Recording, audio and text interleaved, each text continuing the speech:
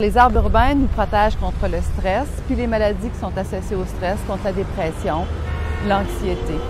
On a fait des études et elles démontrent que dans les quartiers les plus verts, le taux de stress de la population est de 40 % de moins que dans les quartiers qui sont moins verts. Donc, ça a un impact majeur sur la population. Premièrement, les arbres captent le CO2 dans un contexte de changement climatique. Avoir plus de verdure, c'est augmenter les stocks de carbone. Mais au-delà des stocks de carbone, l'arbre est aussi un outil de régulation du climat et de la qualité de l'air. Au Québec, on fait des études depuis une dizaine d'années. On en a fait à plusieurs reprises dans toutes les villes du Québec.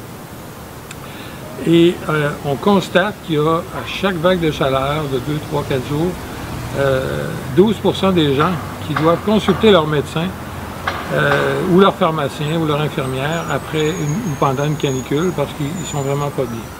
Et il y en a jusqu'à 45 % qui sont fortement incommodés dans leur santé, dans leurs problèmes de santé. C'est énorme, c'est des coûts importants et puis ça peut se réduire significativement en améliorant la canopée d'un secteur. Et un arbre peut éliminer pratiquement 11 kg de particules fines par année dans une ville.